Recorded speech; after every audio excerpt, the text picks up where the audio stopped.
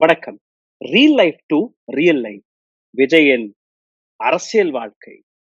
அரசியல்வாதியாக எப்படி இருக்க போகிறது? இதை பற்றி ஒரு ஆழமான அலசலை நாங்க நேற்றிலிருந்து பார்த்துக் கொண்டிருக்கிறோம். அதாவது ஒரு பிளாக் பஸ்டர் சினிமாவை தாண்டி நேற்று விஜயோடைய ஃப்ளோ டெஸ்ட் உலகமே பார்த்தது. அதாவது 5 கட்சிகளுடைய உதவியுடன் விஜய் 118 சீட்கள் மட்டுமல்ல, நேற்று ஃப்ளோ டெஸ்டும் போது ஒரு கிளைமேக்ஸ் தமிழக மக்களுக்கு காத்து கொண்டிருந்தது. கிளைமேக்ஸ் என்ன? 144 எம்எல்ஏக்களுடன் விஜய் ஒரு மெஜாரிட்டி அரசாங்கத்தை அமைத்துள்ளார்.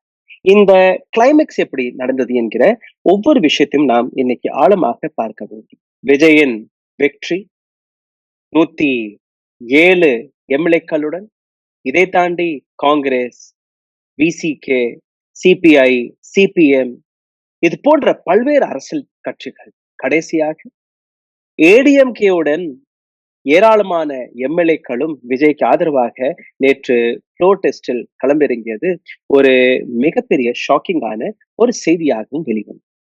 இதற்கு பின்னாடி பிஜேபி ஒரு அரசியல் ஆட்டத்தை தொடங்கிவிட்டதா என்கிற அந்த கேள்வியும் மக்கள் கேட்க தொடங்கியுள்ளார்கள். காரணம், ஆர்எஸ்எஸ் எந்த அரசியல் கட்சியுடன் தமிழ்நாட்டில் இந்த அரசியல் களத்தில் இறங்கினார்களோ அதே அரசியல் கட்சி இன்னைக்கு உடைந்து நிற்கிறது. இபிஎஸ் தன் கட்சியிலேயே ஒரு மைனாரிட்டி தலைவராக முன் வந்திருக்கிறது.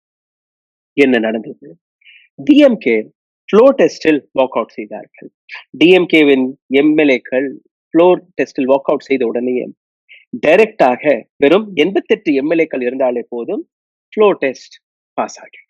அப்போ ஃப்ளோ டெஸ்ட் டிஎம்கே வெளியேறிய உடனேயே அது ஆல்மோஸ்ட் பாஸ் ஆகிவிட்டது. இன்னொரு பக்கத்தில் நீங்க பார்த்தீர்கள்னா 4 பிஎம்கே உடைய எம்எல்ஏக்கள், பிஜேபியின் ஒரு எம்எல்ஏ யாருக்குமே ஓட்டு போடவில்லை. அதாவது நாங்க நியூட்ரலாக இருந்து கொள்கிறோம் என்று அவர்களும் கூறினார்கள்.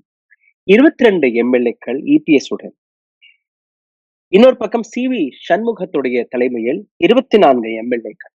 அப்போ ஏடிஎம்கே உடைந்து போனதா என்கிற இந்த கேள்வி, ஏடிஎம்கே உடைய போகிறது என்கிற கேள்வி நேற்று அதற்கான விளக்கம் கிடைத்து விட்டது. இந்த இடத்துல நீங்க பார்த்தீர்கள்னா இந்த பதிவில் மிக முக்கியமான ஒரு 6-7 கேள்விகளை நான் உங்களுக்கு முன்பு எடுத்து வைக்க போகிறேன். விஜய் இந்த ஃப்ளோ டெஸ்டை எப்படி பாஸ் செய்தார்? எப்படி விஜயுடைய அந்த சீஃப் மினிஸ்டர்ஷிப் உறுதி செய்யப்பட்டது? டிஎம்கே விஜயை சேலஞ்சாக பார்க்கிறார்களா, அல்ல இந்த டிஃபரன்ஸை எப்படி நீங்க பார்க்கிறீர்கள்? ரீல் அண்ட் ரியல் பாலிடிக்ஸை பற்றி விஜய் இதற்கு மேல் தமிழ்நாட்டில் ஒரு புதிய கவர்னன்ஸை ஒரு பாக்ஸ் ஆபீஸ் போன்று எடுத்து வர போகிறாரா, அல்ல விஜய் இந்த கவர்னன்ஸை சுதப்ப போறாரா? திராவிட பார்ட்டிகள், டிஎம்கே போன்ற அரசியல் கட்சிகளுடைய எதிர்காலம் என்ன? விஜய்க்கு கிடைத்த அந்த சேலஞ்ச், எம்.கே. ஸ்டாலின் அவர்கள் எந்த சேலஞ்சை விட்டு சென்றிருக்கிறாரோ அதை விஜயால் தாக்குப்பிடிக்க முடியுமா என்கிற இந்த கேள்வி. விஜய் தன்னுடைய பெற்றோர்கள் மீது எதற்காக வழக்கை போட்டார் ஒரு காலகட்டத்தில். இதையும் தாண்டி இந்த ஒட்டுமொத்த விஷயத்தில் ஸ்டாலின் அவர்களை எப்படி விஜய் சேலஞ்ச் செய்ய போகிறார் என்கிற அந்த விஷயத்தையும் நாம் இந்த பதிவில் பார்க்க போகிறோம். மிகவும் ஒரு இன்ட்ரெஸ்டிங்கான ஒரு ஆழமான ரிசர்ச்சுடன் உங்களை நான் சந்திக்க போகிறேன். அதற்கு முன்பு ஒரு சிறிய கோரிக்கை, எங்களுடைய சேனலை தொடர்ந்து முடக்கக்கூடிய வேலையை பார்த்து வருகிறார்கள். இதிலிருந்து மீட்டெடுப்பதற்காக உங்களுடைய உதவி தேவைப்படுகிறது. நீங்க செய்ய வேண்டிய ஒரு சில சாதாரணமான விஷயங்கள்: லைக், ஷேர், சப்ஸ்கிரைப் பட்டனை தட்டுங்கள். இந்த வீடியோவை பார்த்துக் கொண்டிருக்கும் போது உங்களுடைய கேள்விகளை, கருத்துக்களை சில கமெண்ட் பாக்ஸில் எடுத்து விடுங்கள். இதையும் தாண்டி பொருளாதார ரீதியாக எங்களை சப்போர்ட் செய்ய நினைக்கக்கூடிய நபர்கள் அதையும் செய்யலாம். அருகில் இருக்கக்கூடிய QR கோடை பயன்படுத்தி. உடல் வலிமையை உறுதி செய்யும் சிலாஜித், கவனத்தை மேம்படுத்தும் அஸ்வகந்தா மற்றும் உயிர் சக்தியை பெருக செய்யும் சஃபேடு முஸ்லி போன்ற இமயமலையின் உணவுப் பொருட்களை கொண்டு வந்து மிஸ்டர் பர்ஃபெக்ட் உருவாக்கப்பட்டுள்ளது. உங்கள் முழு குடும்பத்தின் ஆரோக்கியத்தை மா நேச்சுரல்ஸ் மூலம் உறுதி செய்திருங்கள். 100% இயற்கையான மூலிகை பொருட்கள் மூலம் உருவாக்கப்பட்ட மிஸ்டர் பர்ஃபெக்ட் மற்றும் மிஸ் பர்ஃபெக்ட் தலைமுறையாக குடும்பங்களின் உடல் வலிமை, மன வலிமை மற்றும் மகிழ்ச்சியை பெருக செய்கிறது. உங்கள் மகிழ்ச்சியான பயணத்தை துவங்க www.mannaturals.com என்ற இணையதளத்தை பார்வையிடவும் அல்லது வாட்ஸ்அப் எண்ணிலும் தொடர்பு கொள்ளலாம்.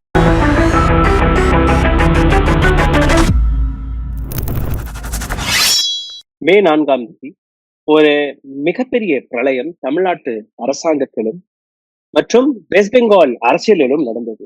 ஒரு பக்கம் டிஎம்கே தோல்வி, இன்னொரு பக்கம் வெஸ்ட் பெங்காலில் மம்தா பானர்ஜியின் தோல்வி.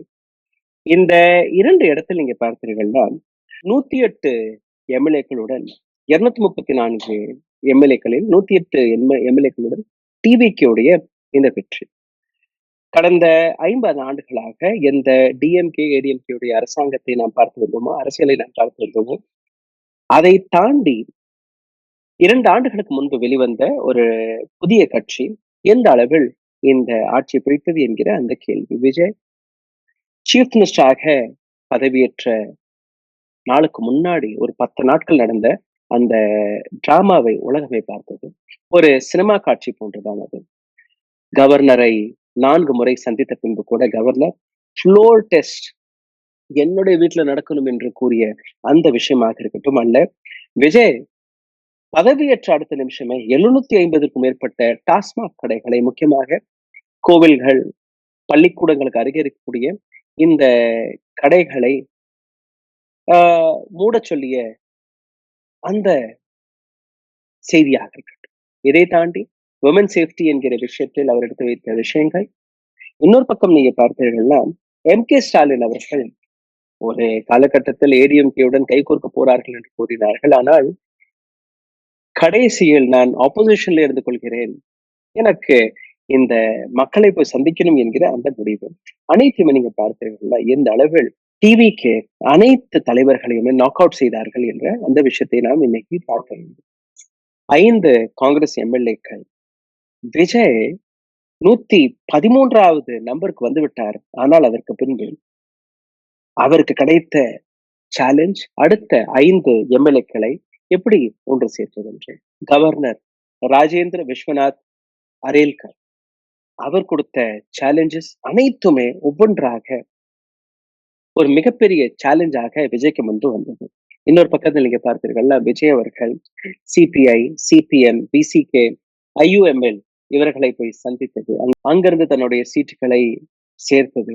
இதை தாண்டி ஏஎம்எம்கே ஒரே ஒரு எம்எல்ஏ காமராஜ் அவர் சைன் போட்டு விஜய்க்கு கடிதம் எழுதியது ஒரு மிகப்பெரிய சர்ச்சையாக மாறியது. கடைசியில் ஏஎம்எம்கேடம் இருக்கக்கூடிய ஒற்றை எம்எல்ஏவையும் அவர்கள் பாட்டியை விட்டு நீக்கினார்கள். ஏராளமான அந்த டிராமாக்களை நாம் பார்த்தோம். இன்னொரு பக்கத்தில் நீங்க பார்த்தீங்கன்னா விசிகே, அதாவது அரசியலில் எது வேணாலும் நடக்கலாம். விசிகே பொறுத்தவரையில் பிரபாகரன் அவர்களை சப்போர்ட் செய்யக்கூடிய ஒரு அரசியல் கட்சி. அரசியல்னு வரும்போது தமிழ்நாட்டில் நீங்க பார்த்தீர்கள்னா காங்கிரஸ் உடைய அலையன்ஸ்ல இருக்கக்கூடிய கட்சி அதே விசிகே தான். அப்போ காங்கிரஸிற்கு ராஜீவ்காந்தி அந்த விவகாரம் அவர்களுக்கு பெரிதாக தெரியவில்லை. அதாவது அரசியலில் ஆட்சி பிடிப்பதற்காக எந்த விதமான கொள்கையும் எப்படி வேணாலும் பிரட்டி போடுவார்கள் என்கிற விஷயத்திற்கான இந்த உதாரணம். இன்னொரு பக்கத்தில் நீங்க பார்த்தீர்கள்னா ஏடிஎம்கே எம்எல்ஏக்கள் இபிஎஸ் அவர் நினைத்தால், ஏன்னா 2/3 மெஜாரிட்டி இருந்தால் மட்டும்தான் ஒரு கட்சியை உடைக்க முடியும். இங்க 2/3 மெஜாரிட்டி கிடையாது. இங்க 50% இல்ல ஒரு 55% தான் இருக்கு. இவர்களுக்கு இன்னும் எம்எல்ஏக்கள் தேவை. அப்படி இவர்களுக்கு அத்தனை எம்எல்ஏக்கள் கிடைக்கவில்லை என்றால் இபிஎஸ் ஆல் இந்த 24 எம்எல்ஏக்களையுமே நீக்க முடியும் பார்ட்டியை விட்டு. அப்போ மறுபடியும் அவர்கள் எம்எல்ஏ அந்த மிட் டேர்ம் எலெக்ஷன் நடக்கும், பை எலெக்ஷன் நடக்கும். அந்த பை எலெக்ஷன் நடக்கும் போது விஜயோடைய இந்த ஆட்சி மறுபடியும் ஆபத்தில் வர பல வாய்ப்புகள் இருக்கிறது. இதுதான் ஆர்எஸ்எஸ் பிஜேபியுடைய பிளான் பி ஆகவும் பல்வேறு நபர்கள் பார்க்கிறார்கள். அதாவது ஒரு விதத்தில் சப்போர்ட் கொடுக்கும்படி கொடுத்து அப்படியே அவர்கள் களத்தில் இறங்கி அப்படியே விஜயோடைய ஆட்சியை கவிர்ப்பதற்கான பல்வேறு வாய்ப்புகளை இதற்கு மேல் அவர்கள் செய்ய போறார்கள் என்கிற இந்த விஷயம். விஜய் அவர்கள் கிடைத்த அந்த மேண்டேட் ஜெயலலிதா மற்றும் எம்ஜிஆருக்கு பின்பு இந்த மேண்டேட்டை விஜய்க்கு கொடுக்கக்கூடாது என்கிற ஒரு விஷயத்தையும் எடப்பாடியார் அவர்கள் சட்டசபையிலிருந்து பேசிய அந்த விஷயங்கள். இன்னொரு பக்கத்தில் டெஃபிக்ஷன் லாவை அவர் பயன்படுத்தலாம் என்கிற அந்த மிரட்டல் எல்லாமே நேற்று நாம் பார்த்தோம். இன்னொரு பக்கத்தில் நீங்க பார்த்தீர்கள் விஜய் அவர்கள் தன்னுடைய அஸ்ட்ராலஜர் மீது ஒரு மிகப்பெரிய நம்பிக்கை வைத்திருக்கிறார் என்கிற விஷயமும் மக்களுக்கு முன்பு வந்தது. விஜய் பதவி பிரமாணம் எடுப்பதற்கான அந்த அவசரப்பட்டதற்கான காரணமும் இதே அஸ்ட்ராலஜர் தான். ஏன்னா அவர் ஒரு தேதியை குறித்திருக்கிறார், அந்த தேதி முன்னாடி நீங்க பதவி எடுக்க வேண்டும் என்று. அதனாலதான் இந்த அவசரம். நீங்க பாத்தீங்கன்னா கடைசியில் அவசரமாக பல்வேறு விஷயங்களை அவர்கள் செய்தார்கள். விஜய் அவர்கள் தன்னுடைய எஸ்ட்ராலஜரை ஓஎஸ்டி சீஃப் மினிஸ்டருடைய ஓஎஸ்டியாக பதவி பிரமாணம் எடுக்க வைத்தார். பதவியும் கொடுத்து விட்டார். அப்போதான் மக்கள் கேள்வி கேட்க தொடங்கினார்கள். வந்த உடனே மக்களுடைய வரிப்பணத்தை வைத்து எப்படி உங்களுடைய பர்சனல் அஸ்ட்ராலஜருக்கு மக்கள் பணத்தை கொடுக்க வேண்டும், சம்பளத்தை கொடுக்க வேண்டும். அதாவது ஊழலை ஒழிப்பேன் என்று வந்த ஒரு நபர் வந்த உடனே தன்னுடைய அஸ்ட்ராலஜருக்கு போட்டு கொடுத்த இந்த வேலை. எனிவேஸ், இந்த இடத்தில் இந்த செய்தி விஜய் காதுகளுக்கு போன உடனேயே விஜய் அவருக்கு கொடுத்த அந்த அப்பாயின்மெண்ட்டை உடனடியாக கேன்சல் செய்தது. அடுத்த பாராட்டையும் எடுத்தது. விமர்சனம் நடந்தது, ஆனால் பாராட்டும் நடந்தது. விஜயின் கட்சி நீங்க பார்க்கிறீர்களா, வெறும் 2 ஆண்டுகள் பழமை வாய்ந்த ஒரு கட்சி.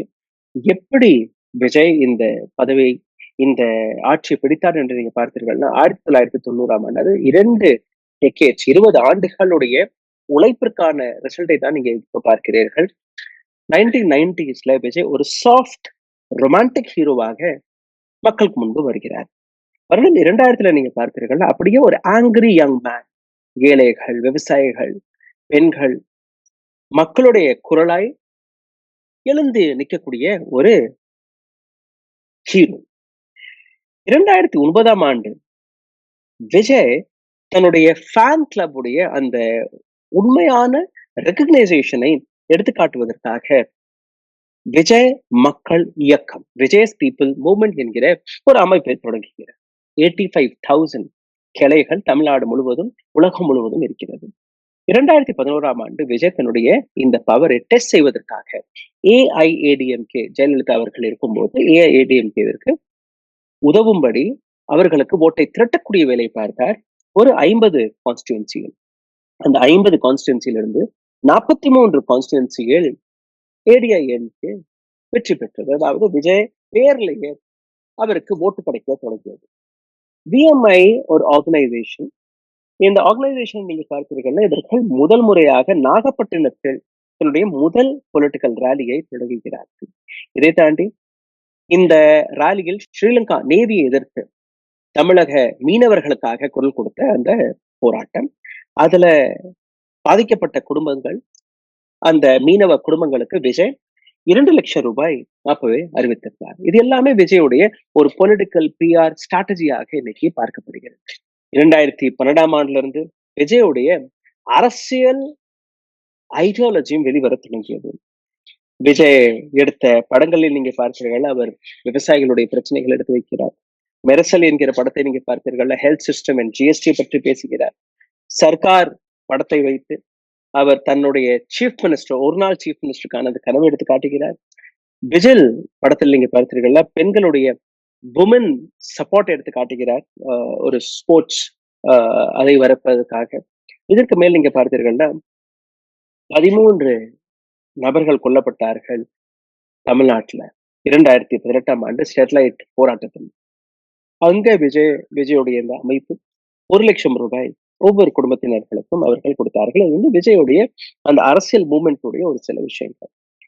அதாவது விஜய் இன்னைக்கு நேற்று அரசியல் ஆசையை எடுத்து காட்டவில்லை. அவருடைய தகவனார் எஸ்.ஏ. சந்திரசேகர், ஒரு டைரக்டர், ப்ரொஃபஷனலா ஒரு டைரக்டர், அவருடைய மனைவி 2 பேருமே விஜயுடைய இந்த அரசியல் கட்சியை, அதாவது அரசியல் கட்சிக்கான தொடக்கத்தை தொடக்கி வைத்த முதல் நபர்கள். அதாவது விஜய் மக்கள் இயக்கத்தை ஒரு பொலிட்டிக்கல் பார்ட்டியாக எடுத்து வைத்தார். தன்னை ஜெனரல் செக்ரட்டரியாகவும் அவருடைய மனைவியை ஷோபாவை ட்ரெஷரராகவும் அறிவித்து விட்டார். இந்த விஷயம் விஜய் அவர்களுக்கு தெரிந்தவர்களே.